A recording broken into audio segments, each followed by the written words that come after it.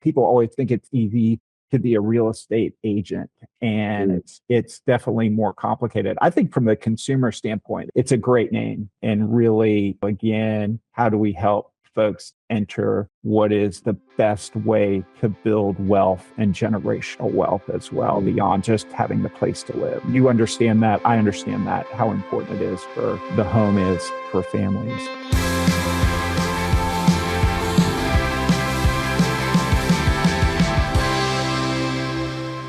Hey, everybody, it's Matt Fowler, the executive director at Doorify MLS. I get to say that now since we changed our name recently. We are the former Triangle MLS. There's a lot of reasons that we did that we're going to chat with our special guest, Frank DeRonja, today about. Hey, Frank.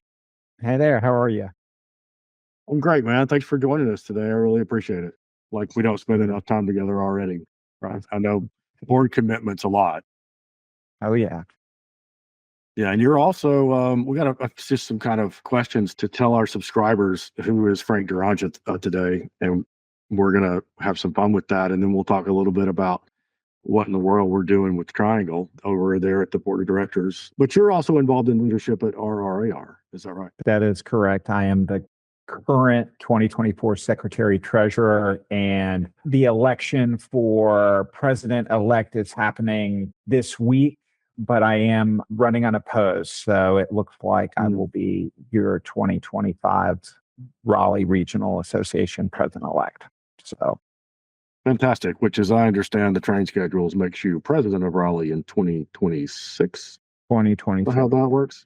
Okay, like exactly. All things remaining equal. That's really cool, because somebody in my position, Frank, who, who's down in the weeds and the technology all the time and the rules and regs within AR, we love having experienced people in our leadership because, you know what's going on, the conversations that are happening, and it's really valuable to have you guys engage. And I know it takes a big chunk out of the stuff you actually get paid for. Oh, yeah. It makes the industry work, and that we just absolutely couldn't do it without you. Yeah, I'll really thank you for service on both of those boards. So before we get into the business stuff, what do people generally not know about Frank DeRonja? A little known fact. I have two dogs, which that come to work with me every day, and they're actually laying here nicely right now, and call one my emotional support dog. He truly is, actually. That's one thing. And then I have two old cars that I work on and piddle around with. So I have a cool 1969 Volkswagen Bug convertible and a 1961 Triumph TR3. Oh man, I used to have a TR6. It was my favorite car. Oh yes, I would love to add that to a collection, but need to deal with the cars I've got right now. Two is a lot, and you want to stay married, right? You have my wife is very tolerant. So. Thank God for that. Thank God for that, Frank. So how long have you served on the board? I went back and looked. I'm in about my 9th year, although I was the Raleigh Regional Association rep for most of that time. So I served as the association representative on the board for most of that time. So yeah, maybe we should touch on that. We haven't in our previous conversations with the board members. The Triangle board is made up of directors from all 5 association shareholders that are involved with us. Raleigh owns Doorify, but the others are involved financially with us. And then in our operations as a regional MLS, they all operate as independent businesses that are all nonprofit, and they all send people into the Triangle board. And for everyone that's sent to I'm going to start saying Doorify eventually. When people are sent into the Doorify board by their associations, we also elect an at-large member for each appointed member from the association. So that's 5, that makes 10. Then we have a stakeholder rep, so the stakeholder council elects a representative that sits on the board. Add them all up, and there's 14 voting members on the Triangle board right now, and a couple of non-voting representatives like you were as the Raleigh. Yes.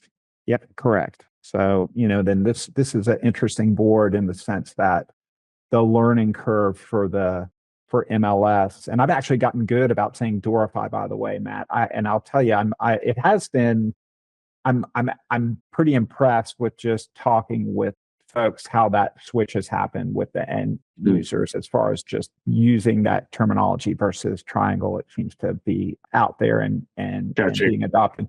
But the learning curve for the multiple listing board is pretty significant, meaning that I felt like that first year and a half I served on that board was really learning about the technology and learning about, the contracts and all the pieces. It's a more complicated and intent role. The association is the serving on the association board, which I've done as well. It's, I would say, less complicated, but more relationship driven. So it's two very different roles. So. Yeah, I think that's an interesting observation. When I was hired a few years ago, 6 years into your tenure, you guys said run this thing like a business, and that means differently than it had been in the past. And now I think we're operating sort of like a data company or a software company, and we're making financial projections a little bit different than a budget. That transition has been really interesting, and I think it's adding a lot of value to the association. I think we're probably creating a little disruption along the way, which we'll get to in a moment. But you said you practiced real estate for a while, or that you've been on the board for 9 years. When did you start practicing real estate? I got my license in 2002 and then left my old business in 2003 to be a real estate broker full time. And then in November 2010, hung out my shingle for my company. And so that was an interesting time to do that, Frank. Listen, I said at the time, if I can survive a year, I can survive anything. And so we've seen a lot of craziness since then, but that was definitely shapes how you run business and how you look at things. And I'm a huge fan of being born during the Depression, right? That's exactly right. It's I'm like a cash reserves guy. I love cash in the bank is key, and it all comes back to that. And so it does seem to get you out of trouble repeatedly when you have that to go back to. Yeah. So, you and I decided after the Alamance merger, along with the other directors, that we need to change the name, that we had stretched Triangle all the way to Burlington and down to Smithfield. And we need to do something about that. And we hired an agency. We tried to do that the right way. I think we did an amazing job. I think the team did an amazing job by coming up with a 7-letter domain name with a word that had never existed before. We were able to acquire the .com. I think the optics of opening doors to new types of software, new types of memberships, new types of ways of doing business, opening the doors to new financing models that might get first-time homebuyers into homes. Just, not being stuck with closed doors and closed minds. The optics across the board here, I think, work really well. But tell me a little bit about how you saw that and how you see the Doorify consumer approach benefiting the agents out there in the field. I think it is definitely a consumer-focused name, and particularly with how difficult it has become over the past, really 5 to 10 years to get into a home financially, that, the idea that we're facilitating agents and firms helping clients enter into the real estate world. I think that, on the flip side, there's been a perception that, that from the agent standpoint is all we do are open doors to let people in homes. And it's interesting. I went to this is a side note. I went to an event last night, which was like a Nashville singer-songwriter event, which was very interesting. They had 3 songwriters, very successful songwriters, who were up there telling stories about their songs, and all these songs are country songs. The number one hit, these guys between them had, 50 number one hits since the 90s. And we were talking about, what does it take to do it seems like it would be easy to be a songwriter. And PM was like, people always think it's easy to be a real estate agent. And it's definitely more complicated. I think from the consumer standpoint, it's a great name. And really, again, how do we help folks enter what is frankly, the best way to build wealth and generational wealth as well, beyond just having the place to live. And you understand that. I understand that, how important it is for the home is for families. So. Yeah, for sure. I mean, it starts with security, right? On one of our interviews last year, we met a lady who was able to buy a house. She's a math teacher, and we were just talking to her about her experience, and she hadn't really thought about the equity. It wasn't really something that was in her headspace. She was thinking about the like old school mortgage book she had with 30 years of payments, and she knew with her salary that it was going to go up with inflation, and she was going to be able to make those payments for 30 years. And the security of doing that, on top of the wealth creation is why you and I want to do what we do. So along that line, tell me what makes you passionate about bringing people into homes, just a story about that. I'll tell it, well, just to kind of building on that last conversation, I've met over the years, I've met a lot of people, and I met a guy 5 or 6 years ago whose family owns a lot of real estate in downtown Raleigh. And he's a guy, came from a family where, we're talking about, they started buying real estate in 20s and 30s, and it came from a background of people who it was very difficult to buy real estate, meaning like his great grandfather worked for the post office and really through all sorts of means started buying property before it was, even accepted that folks of their background should be owning homes. And I'll tell you, that goes back again to generational wealth. I mean, the decisions this guy's grandfather made or great grandfather, had impacted, it has created so many opportunities for this gentleman and his kids and how successful they've been. That's been the base of this. And so, I think it's a pretty cool story to hear that history of success. I think there's something too about being able to paint your walls the color you want and to not have a rent increase. And that's what Kamala, that lady I interviewed last year, was saying, Frank, and that she was able to tell her sons that room that was their room when they were going to graduate. Yeah. And they weren't going to bounce from place to place and school to school every year. And then I got to tell her what a HELOC was while we were on the phone, like you and I are talking right now.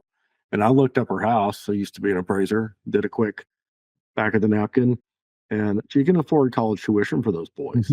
That's something that was a revelation to her, in addition to that 30 years of security. That's where the rising tide of this equity lifts all boats. We had a conversation with the UNC Keenan Flagler guys a couple of weeks ago, and Selma Hepp talked about it as well, the CoreLogic chief economist at PropTech. If you look at the increase in value of every home across the whole area, that's an enormous amount of money. It's not just the ones that have sold that have gone up in value, because the value of homes in general have gone up.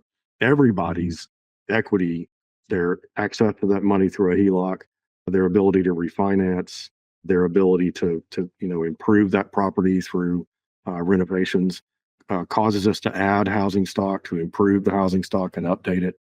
And it's the extraordinary growth in value since really COVID. Yeah. There was a hard upturn in 2016 that we see in our data, but COVID really had a spike in it. And those values in this area have not really moderated. We haven't lost that we booked. Just to wrap it up today, Frank, how do you feel about going into next summer? We have this choice model on the MLS environment now. We have a bunch of new things that people might want to use to attack the market that we kind of forecast for next summer. After a half a cut rate cut, how do you see next year? You've got to be perpetually optimistic to do this business. and I am perpetually optimistic. I mean, I mentioned before how conservative I am, about a lot of decisions we make as a company and everything else. I think it's people still are moving here. And we saw this during the recession. I can remember 2009, 10, 11, people would move here even without jobs. Like, oh, this is the promised land. And so, great to the area. I think that the inventory, we saw some of it. We've seen some of it this year where folks who finally hit that point where they're okay giving up their 3.5% mortgages just because they've gotten raises, they've had job changes, they're empty nesters, they've had more kids. It's like, okay, we finally are going to make that move. So to see some more inventory come up, I think if we can, these rates coming in, the magic number would, be in the fives, I think is, from an interest rate standpoint. And people say that, but we've seen that in the past, 45 days right now. Frankly, our October closings are good. And, that little rate cut trend downward has really made a difference. Sidelines. And I think, you can always refi. I think people understand that. And if they have a life change, that's why most people move. They're can't slow that down. I'm glad that the barriers have come down some. Yeah. Our affordability index has started to look slightly better. And it's not just because the prices haven't moderated, its income has come up. Last update to median household income helped affordability a good bit because North Carolina saw a bump, which is great. Right. Well, Frank, I want to ask you one last question on the way out. It's a question I've been asking everybody. Standard interview question here, really. What should I have asked you about your board service that you would want to talk to the subscribers about? A little mysterious, what happens in there when the door closes and we make these decisions. What would you tell them about that? I get asked a lot, and this is on why. Why do as an individual, I volunteer, and I have been, and I think this is something just in general, whether it's MLS or the association, and it goes back to something I said, particularly focused on the association, but the relationships you have through this volunteer, you get from a knowledge standpoint, I have pretty deep knowledge on how things are working in our industry, but probably more importantly is those relationships you have with, frankly, staff, with you all over there, and Alan in particular. I love the fact that I can text Alan sometimes, and I try not to bother him, but you have those relationships, but frankly, the relationships with the other board members that reaps a lot of benefits. And I volunteered. This industry has been really good to me and my family. And I drank the Kool-Aid a long time ago, meaning like haven't missed many swim meets or lacrosse matches or anything. It's a great industry, and it's very extraordinarily rewarding to help folks get into a home and stay in a home. It does feel socially valuable. I don't think I want on my tombstone to say something like made realtors marginally more efficient. No. Right.